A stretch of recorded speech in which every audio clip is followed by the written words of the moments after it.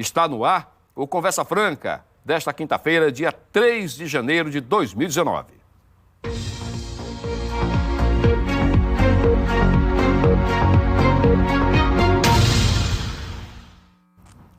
A gente começou falando sobre essa polêmica, mas vamos falar de coração. A nossa entrevista é com o cardiologista Joserlano Santos. Bem-vindo, boa noite, é um prazer receber, doutor. Prazer meu, Wesley. Obrigado pelo convite. Bom, doutor Joserlano, a gente vai começar falando sobre a entrada de ano. Nós estamos chegando em janeiro, normalmente todo mundo fala, eu vou emagrecer, eu vou mudar hábitos, e tudo isso tem a ver com as doenças também do coração, né? Hoje, como é que o senhor avalia essas mudanças de hábitos para o bem do coração? De fato, a mudança de um ano para o outro é uma data bem emblemática, né? E que as pessoas entendem como uma oportunidade de mudar algumas coisas, tomar algumas atitudes diferentes, mudar o seu estilo de vida. Sim. Então é importante, e não à toa, nessa época do ano, é a época que os consultórios, as clínicas, os hospitais, elas mais têm realmente um movimento de pessoas precisando fazer um check-up, querendo saber como é que anda a saúde do coração. E é um momento onde a gente pode rever tudo que ficou de errado aí para trás, né? O que a gente pode melhorar para aumentar a qualidade de vida e aumentar a expectativa de vida, que esse é o principal motivo, né, dos nossos cuidados. Bom, agora não adianta só dizer, vou mudar de vida, mudar de hábitos, mas, de qualquer forma, é preciso buscar também um apoio especializado. Desde um caso, para quem quer emagrecer, por exemplo, muita gente faz essas promessas de início de ano ou de fim de ano, não só profissionais da área, mas também um cardiologista é importante. E nesse aspecto, por quê, doutor? Isso. As doenças do coração, de forma geral, elas respondem por uma principal parte das causas de morte no mundo. Infelizmente, doenças cardiovasculares, e aí nessa associação entre doenças do coração e doenças cerebrais, sim, é a principal causa de morte no mundo. De acordo com a Organização Mundial de Saúde, em torno de 18 milhões de pessoas no mundo morrem por conta das doenças do coração. 18 milhões? 18 milhões. Aqui no nosso meio, no Brasil, os números vão aí de 300 a 320, às vezes tem anos até 340 mil mortes relacionadas à doença do coração. Se a gente for detalhar esse número, isso é uma morte a cada 2 minutos. Muita coisa. No Brasil. E, por incrível que pareça, por motivos que, na maioria das vezes, eles podem ser evitáveis, porque os fatores de risco são muito bem conhecidos hoje em dia. Alguns são evitáveis, alguns como a história na família, quem já tem um parente de primeiro grau especificamente, que já teve um infarto, um acidente vascular cerebral, que é o derrame, né, propriamente dito, aumenta o risco de doença, aumenta. Isso, para a época atual, ainda a gente não consegue muito ainda manipular a história familiar, a manipulação genética ainda não é possível, mas os outros fatores de risco é possível ser evitados. Quem fuma tem que parar de fumar. Quantos por cento de chance para quem fuma ter um problema cardíaco? A chance é alta. O fumo, ele aumenta a hipertensão arterial, ele altera a composição dos vasos sanguíneos, e principalmente do coração e do cérebro. Então, é mais comum que se divulgue que o fumo aumenta o risco de câncer de boca, câncer de pulmão e outras partes, mas as doenças do coração são muito prevalentes também. Quem tem hipertensão arterial tem que tratar, quem tem diabetes tem que tratar, quem é obeso tem que emagrecer, quem é sedentário tem que fazer atividade física, enfim. E muitas vezes a mudança do estilo de vida não é só no corpo. Quem quer emagrecer, muitas vezes a mudança não é na boca, a mudança é na cabeça. E isso é bem difícil, né? É difícil, porque é muito mais comum a gente aceitar que eu preciso tomar uma medicação até 3 vezes por dia, mas é difícil eu aceitar de que eu tenho que ir para a atividade física pelo menos 3 vezes por semana, 4 vezes por semana. Que nem sempre o mais importante da minha vida é o meu trabalho, entendeu? Porque todo mundo hoje vive muito sobrecarregado. E a principal queixa é essa: doutor, eu não faço atividade física porque eu não tenho tempo, porque a minha vida é muito corrida. Todo mundo está cheio de atividade hoje, desde a hora que acorda até a hora que vai dormir. E às vezes trabalhando em casa com a tecnologia que é possível também, a gente se enche de tarefas. Mas o que a gente tem que pensar é que no momento da doença, a gente encontra um tempo. Vai ter que encontrar tempo para se internar. Então por que não prevenir, né? Ninguém é insubstituível. Amanhã, se eu precisar me internar, se um da gente precisar se internar, alguém vai substituir a gente naquele local. E é comum na nossa área, Wesley, da cirurgia cardíaca especificamente, que na véspera da cirurgia, muitas vezes, o paciente já vem tomado por uma emoção, por uma comoção, porque ninguém quer fazer uma cirurgia nenhuma, imagina a cirurgia do coração, né? Levando em consideração os riscos. E muitas vezes na véspera é onde o paciente pensa que, poxa, ainda tem muita coisa para fazer, e meus filhos como é que vão ficar, e os meus problemas que eu ainda tenho para resolver. Então, vamos evitar, é possível. O conhecimento hoje ele é bem amplo disso. Lógico que a gente faz parte de um país que ainda está em desenvolvimento, que a cultura ainda precisa avançar muito para que a gente possa agregar todos esses hábitos no nosso cotidiano. Mas é possível evitar e a gente ter uma expectativa de vida muito maior. A gente falava agora, o senhor falava em 300 mil mortes por ano, em média, no Brasil, mas também dentro desse número nós temos um grande número de pessoas que terminam morrendo por morte súbita. É aquela história, está tudo bem, a princípio não há problema nenhum, até faz check-up e termina tendo esse mal súbito. O que é realmente o mal súbito e que leva à morte?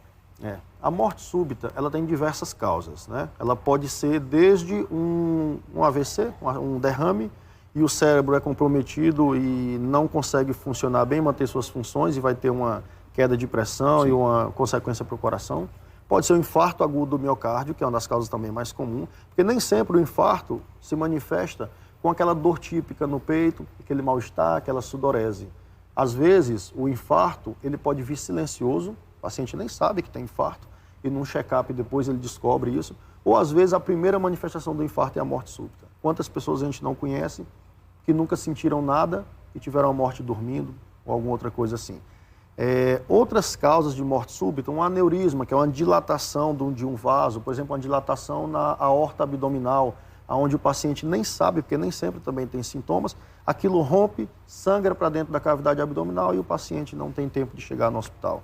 Outros tipos de arritmia, você falou das idades diferentes, jovens.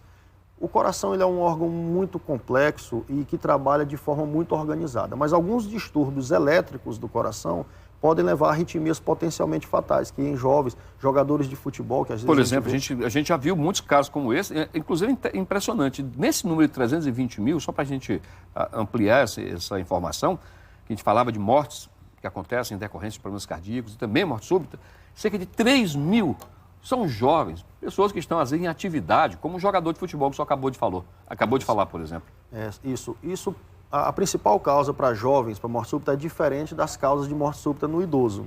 No idoso, o coração já vem trabalhando há muitos anos. Apesar de ser uma estrutura muito bem complexa e bem trabalhada, mas ao longo do tempo, com o uso maior, o coração começa a apresentar alguns problemas. Então é uma doença em uma válvula, é um vaso desse que se obstrui e que causa um infarto, é um músculo que pode ter alguma alteração. Em jovens, tem pacientes que já nascem com alguns problemas. Crianças, às vezes, que tem um músculo que a gente chama hipertrofia do miocárdio, o músculo ele é mais dilatado e isso aumenta o risco de arritmias. Arritmias potencialmente fatais, uma das mais comuns é a fibrilação ventricular, já em consequência de outras arritmias, onde muitas vezes se o paciente não for assistido naquele momento com alguns aparelhos, com cardiodesfibrilador, alguma coisa assim, ele vai para a morte súbita. Então, é realmente muito comum e a principal forma da gente evitar é fazer um check-up cardiológico, procurar o seu cardiologista e passar por alguns exames, uma avaliação mais completa para que ele tenha uma tranquilidade maior. E nesse caso, deixando bem claro, não é sentir um sintoma apenas ou achar que não tem idade para ter uma morte súbita. O ideal é que todas as pessoas possam sim fazer esse exame, é isso? Isso. Uma avaliação cardiológica, ela varia muito de acordo com a necessidade do paciente daquela faixa etária. Sim. Um jovem, para uma avaliação cardiológica, a gente precisa investigar alguns pontos de doença. Para pessoas em idade adulta, acima de 40 anos, é ideal já que uma vez por ano vá ao cardiologista. Além do exame clínico, da identificação desses fatores de risco, a gente vai poder tratar da melhor forma e tem os exames que são os mais variados possíveis. Hoje a tecnologia permite a gente ter acesso a imagens impressionantes do coração, que ajudam o médico a entender qual o problema e encaminhar ele para o tratamento adequado. Se o tratamento dele é só medicação para controlar alguma taxa ou se ele tem uma doença na estrutura do coração que precisa se submeter a uma cirurgia cardíaca. Olha, nesse momento, com toda certeza, nós temos aí centenas, milhares de mães com bebês ainda de colo que estão acompanhando o Conversa Franca. E é exatamente por elas, doutor, que eu faço agora essa pergunta. Nós temos uma grande quantidade de bebês que terminam também sofrendo de morte súbita, morrem. E isso parece ter alguma coisa a ver com a forma como eles dormem. Isso procede? Qual a maneira correta? O bebê, ele ainda, principalmente nos primeiros dias de vida, ainda tem uma limitação de movimento muito grande, né? É muito dependente.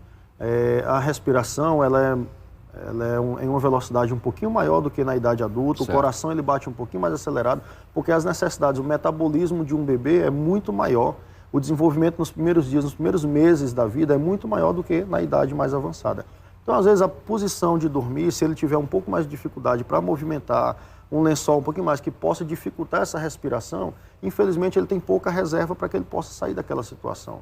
Então é importante que as mães realmente tenham a melhor orientação. Hoje em dia a enfermagem também contribui muito com essas orientações e que possa prevenir essas mortes súbitas em bebê.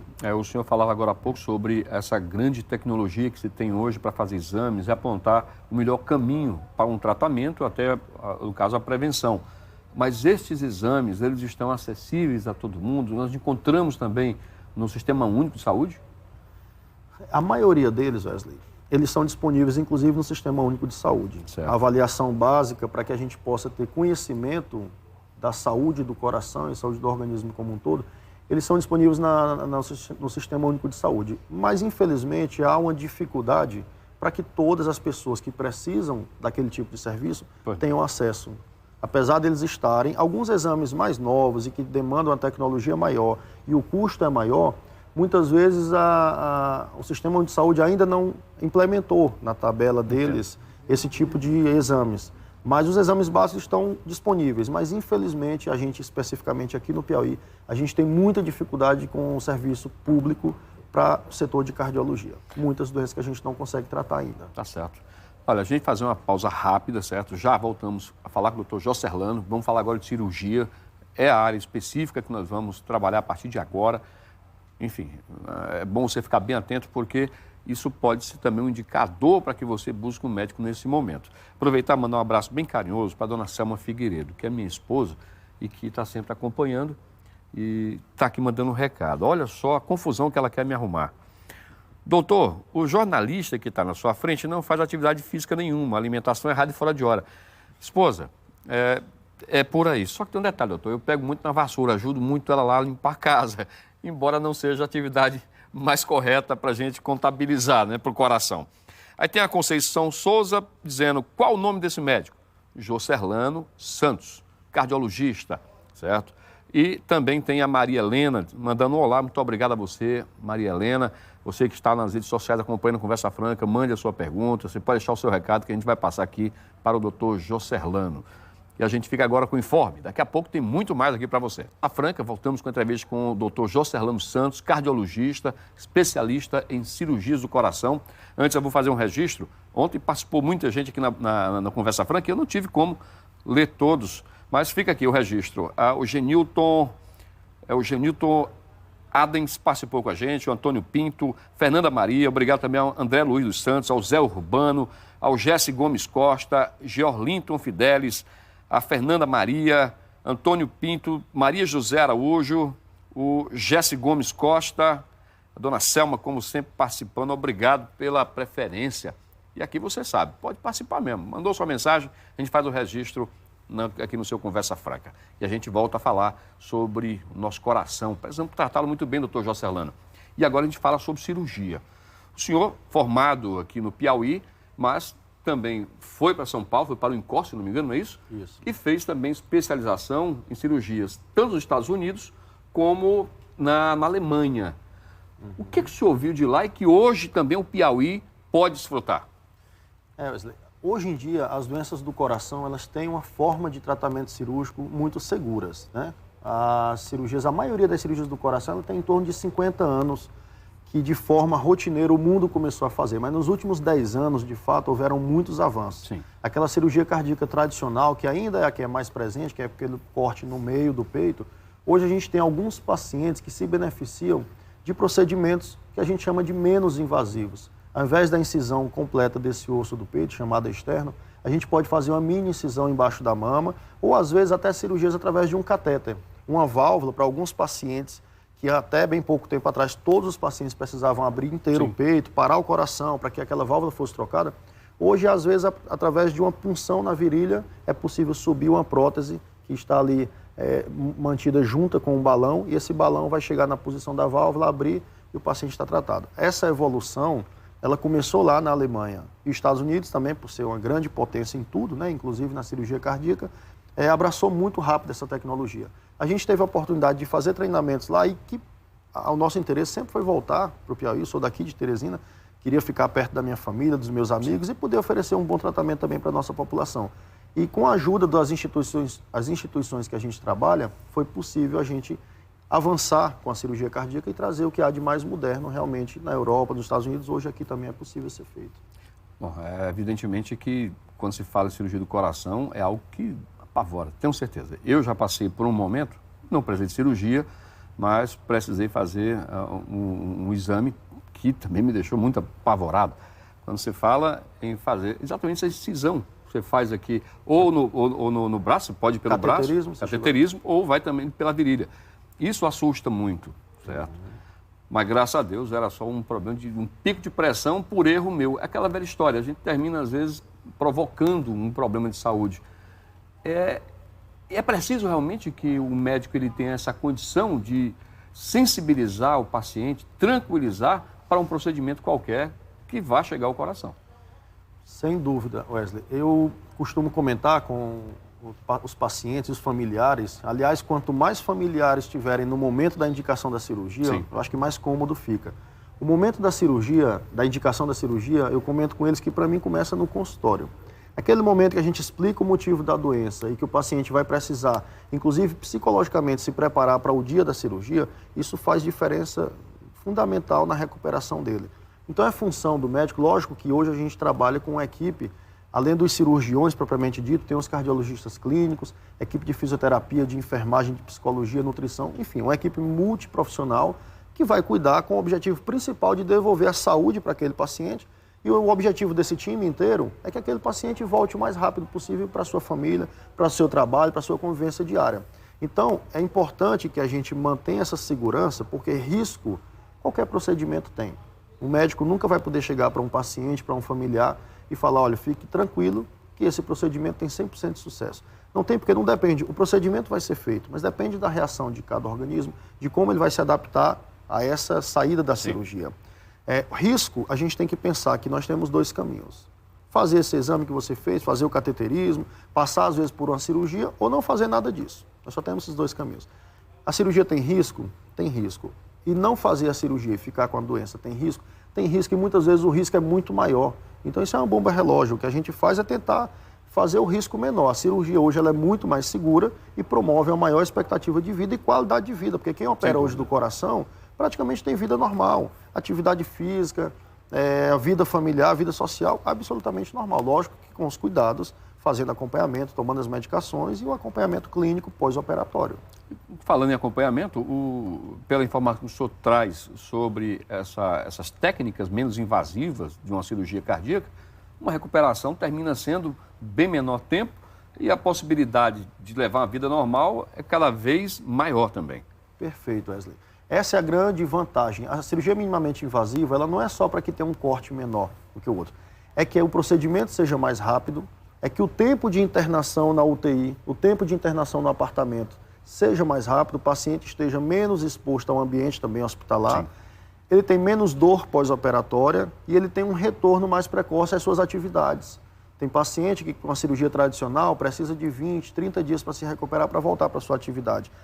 Tem técnicas minimamente invasivas que permitem com que o paciente volte com 3, 4, 5 dias, ele já está de volta ao trabalho, semelhante a um exame. Né? E isso tem realmente vindo com uma força muito grande. Ainda, infelizmente, a maioria desses procedimentos ainda tem custos altos, mas como toda tecnologia, ela deve ficar cada vez mais acessível para mais pessoas. Tudo isso em benefício do menor risco para o paciente e a maior segurança do procedimento. E o melhor, com o deslocamento mínimo de sua própria casa, porque faz uma diferença muito grande você sair da sua cidade, da sua casa, ir para um outro estado, talvez, para buscar um tratamento desse tipo e ficar aqui. Isso. Então, realmente, faz uma diferença muito grande. Sem dúvida. E aproveitando que Teresina é considerada como um polo de saúde regional, né? Então, pacientes de outros estados, como Maranhão, Tocantins, Pará, que muitas vezes não tem como ir até o Sudeste, tem a opção daqui no Piauí também de ser submetido a esses procedimentos mais modernos. Doutor, qual a relação que o senhor faz? Agora há pouco, até em tom de brincadeira, a gente falava sobre a reclamação da minha esposa, dizendo que eu não faço atividade física. Eu até brinquei com a história da vassoura. Eu brinquei não, até porque tem uma certa verdade nisso tudo também. Porém, realmente essa não é a melhor forma da gente sair do sedentarismo, né?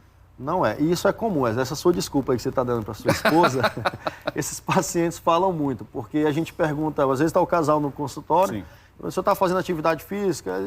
Doutor. E a esposa diz, não, doutor, tá não. Ele diz que atividade física é porque ele trabalha carregando uma caixa, fazendo... E tem muito paciente que confunde isso, acha que as atividades diárias, porque exige às vezes um pouco de esforço Sim. físico, ele quer achar que isso vai substituir uma atividade física regular, mas não substitui. Porque essa atividade do dia a dia, de pegar um peso, de afastar uma coisa, ou às vezes até mesmo um trabalho, ela é uma atividade que ela é interrompida por várias vezes. Perfeito. É diferente da atividade física durante 40, 50 minutos, uma hora, supervisionada de preferência por um educador físico, onde ele vai traçar metas e atingir objetivos com você.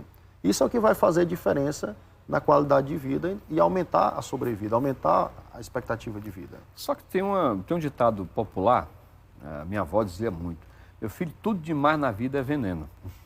E a atividade física também ela pode ser um veneno, prejudicial também ao coração, se feito em excesso. Quando perceber que há um excesso aí? Os extremos sempre eles são ruins, né, Wesley? Não fazer nada ou fazer demais exageradamente. Lógico que nem sempre o organismo, o corpo está preparado para grandes cargas e para grandes esforços. Certo. E isso, no mundo moderno, com imagem, autoimagem e as pessoas querendo cada vez mais passar uma imagem, né, mais interessante, principalmente com redes sociais, é comum que muitas pessoas exagerem um pouco.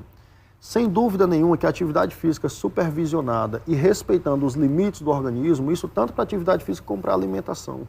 E hoje a gente vê também um exagero, às vezes, das pessoas conseguirem resultados excelentes em pouco tempo. Nada com pouco tempo vai ser a forma mais saudável de se realizar uma atividade. Então, a atividade física acompanhada com os profissionais, essa é a melhor forma da gente atingir o nosso objetivo. A gente falava agora há pouco sobre alimentação e falar um pouquinho também sobre aqueles chamados remédios caseiros que prometem maravilhas, não só para desobstruir veias, artérias. Dizem que o limão, por exemplo, ele é excelente para quebrar essa gordura que passa pelas nossas veias e artérias. O que realmente é aconselhável? Não dá para você sair pegando tudo que houve na TV ou na internet sem o acompanhamento médico. Que alimentos realmente a gente pode sentir? Isso aqui realmente é bom para o coração. Hoje em dia isso é motivo realmente de grandes estudos para isso. Mas aquela sabedoria dos nossos avós, ela tem um fundo de verdade, até porque a maioria dos tratamentos que são realizados, algumas são substâncias sintéticas que são fabricadas para fazer um determinado tipo de tratamento, mas algumas são à base de substâncias naturais também. Não há nenhuma forma de se evitar ou de a gente achar que algum alimento não vai trazer nenhum benefício. O que precisa ser feito é que as informações, e hoje com as redes sociais a gente tem informações de todas as formas, a gente precisa ter cuidado com a fonte da informação e saber principalmente se aquele tratamento proposto, ele tem uma pesquisa científica por trás dele, se ele tem números que de fato trazem um benefício, né? A gente sabe que alguns tipos de gorduras saturadas, isso prejudica mais ao funcionamento do coração e da circulação. Só interrompendo o senhor, doutor, rapidamente, o senhor falou em gordura saturada, é bom que a gente explique para o nosso telespectador. Que gorduras são essas, por exemplo? Alguns tipos de alimentos que têm uma maior taxa de gordura, existe muita discussão entre margarina, entre manteiga, qual o melhor, e cada um com os seus benefícios, mas de forma geral a gente tem que evitar os excessos de sal, de fritura, de gordura, aquela batata frita em exagero, aquela carne com a gordura a mais, alimentos enlatados, conservados, porque aumenta a quantidade de sódio também dentro, e o sódio é uma substância presente no corpo da gente que atrai água. Então, quanto mais a gente tem esse tipo de alimento, maior a circulação dentro do organismo da gente e maior a pressão, levando ao maior risco das doenças do coração. Então, as pesquisas são feitas e a gente vai agregando isso à prática clínica diária. Nem sempre aquele chazinho lá que a vovozinha fazia, nem sempre ele não tem efeito. Às vezes tem, isso é de conhecimento popular e bastante utilizado também. E a ciência está comprovando de passagem, né? Sim. Olha, aqui a Socorrinha Moraes diz o seguinte: oi, doutor, ela botou, doutor, qual seria a alimentação balanceada? É isso. Qual seria a alimentação balanceada? A alimentação balanceada, Socorrinha, né? Socorro. Socorro, é que a gente tem uma variedade nos tipos de alimento que você vai ingerir ao longo do dia. É lógico que refeições ricas em fibras, refeições ricas em verduras, em alguns tipos de cereais, os nutricionistas gostam muito de falar isso também, que o prato tem que ter muita cor, tem que ter vermelho, tem que ter verde, tem que ter amarelo.